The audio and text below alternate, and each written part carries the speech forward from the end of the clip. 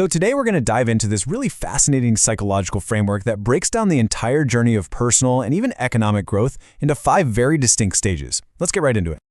I mean, it's a question we've probably all asked ourselves at some point, right? Why do some people just seem to get where they want to go, while so many others feel like they're just spinning their wheels? Well, this framework offers a pretty compelling answer by laying out a common pattern, a path that can take pretty much anyone from feeling stuck to actually making things happen, all through a series of key mindset shifts and strategic moves. So here's the journey we're going to take. We'll start with the default state, which is where a lot of us begin. Then we'll move to a critical decision point, then into strategic planning, the hard work of actually doing the thing, and finally we'll land on this ultimate choice that really defines what success even means. All right, let's kick things off with stage 1, the default path, also known as drifting. This is basically the starting line for many people. It's a life that happens to you instead of a life you're actively building. Now, drifting isn't just about being lazy or unmotivated. It's a very specific psychological state. It's driven by a lack of a clear single goal. Think about it. When you have way too many vague options, or maybe none that you're really passionate about, what happens? You get this kind of decision paralysis, and you just let life's currents pull you wherever they're going. And wow, this quote just hits the nail on the head, doesn't it? It frames the consequence of drifting perfectly. It's not just that you're not making personal progress. It's a fundamental loss of your own agency. If you don't have a plan for yourself, you will, inevitably, become part of someone else's plan. Okay, so that brings us to stage 2. This is the pivot point. This is the moment where the entire trajectory of a life can change. It's that huge shift from just letting things happen to actively and intentionally going after something. The wild thing is, this entire stage gets kicked off by one single powerful decision. It's that moment you choose to stop being pulled in a dozen different directions and instead decide to pour all your energy into one primary obsession. You're basically trading breadth for depth. And you can really see that mental contrast so clearly here. On the left, you've got the drifter's mindset, scattered, afraid to commit, just kind of hoping for a lucky break. But on the right, you have the focused mindset, a singular obsession, total commitment, and a deliberate plan. The truth is, you just can't get exceptional results with a divided mind. You have to go all in on one path. So you've decided to focus. You're all in. Now what? Well, that's where stage 3 comes in. And it's all about strategy. The fastest way to move forward isn't trying to reinvent the wheel, but to find a blueprint that already works and then figure out how to make it your own. The process is actually pretty straightforward, broken down into 3 steps. First, you pick a skill that the market really values. Second, you find someone who has absolutely crushed it in that skill. And third, you break down their entire journey to understand the exact steps they took. It's basically like finding a cheat code for progress. And here are just a few examples of what we mean by high-value skills.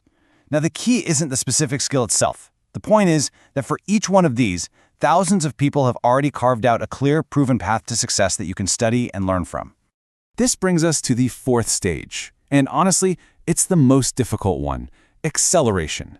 You have your plan, but now you actually have to walk the path.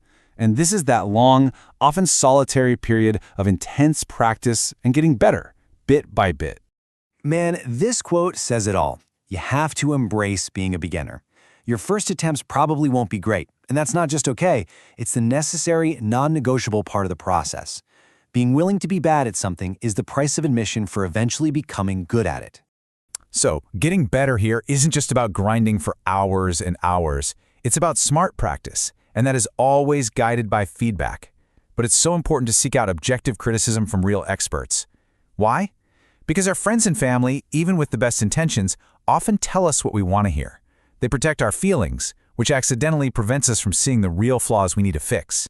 This period is often called the lonely chapter, and for good reason.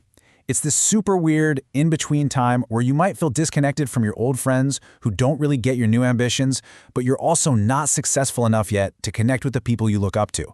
It's this strange, isolating middle ground where your resilience is put to the test and where, unfortunately, a lot of people give up. Now, if you make it through that lonely chapter, you reach the final stage of this journey. And here, you're presented with a really critical choice. You get to a fork in the road, and the 2 paths lead to very different places. The first outcome, the first big reward for all that hard work, is freedom. This is when you finally have enough income to control your time, your location, and your life. It's the ability to live by your own design. But, and this is a big but, this is not the end of the story. This is where we see that critical choice between being rich and being wealthy. See, being rich is about having a high income, which can easily be spent on status symbols and liabilities. But being wealthy, that's a behavior. It's a whole different mindset. It's about using your resources to acquire assets that create long-term compounding growth. This observation really just cuts right to the psychological core of it. One mindset uses money for social validation right now, in the present. The other mindset uses money as a tool for building security and even more freedom in the future. So when you boil it all down, this entire journey from drifting to freedom leads to one core insight. The single most valuable asset you will ever control is your own set of skills and knowledge. The process doesn't just stop with one success. Real, true wealth comes from continually reinvesting in yourself. And that really just leaves us with the final question to reflect on. Whether you use this specific model or a different one, the message underneath it all is about being intentional. Moving from drifting to designing your life requires a conscious framework for growth. So, what does yours look like?